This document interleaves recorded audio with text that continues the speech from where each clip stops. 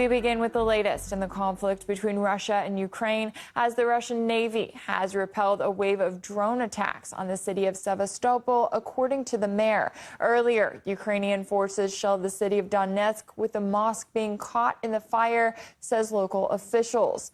Now here you can see footage from the city that was under continuous shelling on Friday evening. Earlier in the day, an oil terminal in the eastern part of the Donetsk Republic caught fire due to shelling by Ukrainian forces, according to local emergency services. And in Donetsk again, a Ukrainian shell exploded near our news crew, damaging their vehicle. Their van was passing near residential buildings at the time of the attack. The exact moment of the strike was caught on camera.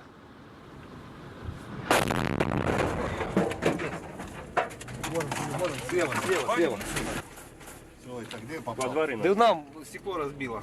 Нам? Да, нам. Пришел прилет, нежданно-негаданно стояли. When our film crew finished working and we had just started to leave, a shell exploded some 10 to 15 meters away from us. Shrapnel hit the driver's side and broke the outer glass, but the bulletproof layer resisted and saved our lives. One fragment also hit the car where my colleague was sitting, but all of us survived. We're going to pull out the broken glass and then keep doing our work.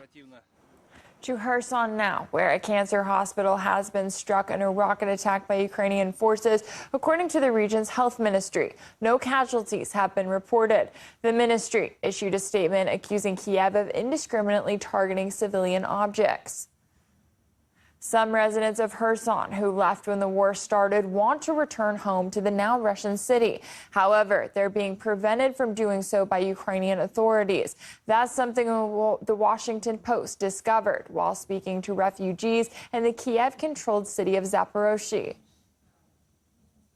It was a bitter irony, the two parents said, that it wasn't the Russians but fellow Ukrainians who were keeping them from their families. Anton could not follow, and it was the Ukrainian side that blocked him.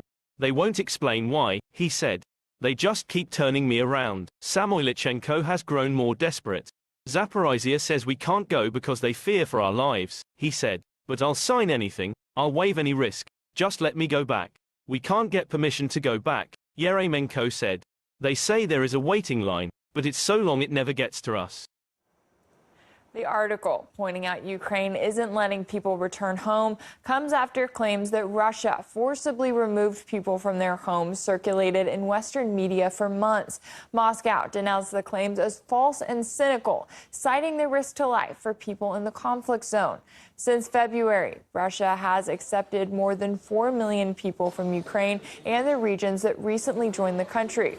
Residents of Kherson are among those moving into Russian regions due to continuous shelling of the city by Kiev's forces.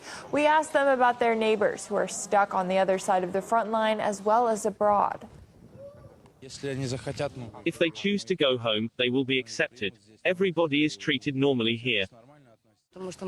My sister is in Germany. She wants back, but she can't. Russians would let her, but Ukrainians are unlikely to do so. Of course, people should be allowed to go home. Maybe they have their parents, brothers or sisters left there.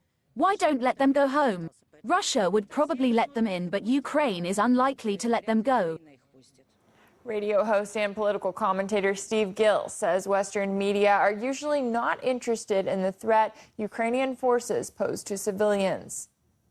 The Western media has not really been interested in what's been going on and the dangers to civilians in the eastern Ukraine region. For the last 8 years, since 2014, you've had Ukrainian militia terrorizing, brutalizing, and killing citizens in those areas. Western media wasn't concerned about their lives then, and frankly, the Ukrainian government wasn't worried about their lives then. There's a saying that even a broken clock is right twice a day. So maybe we can give the Washington Post credit for simply being a broken clock.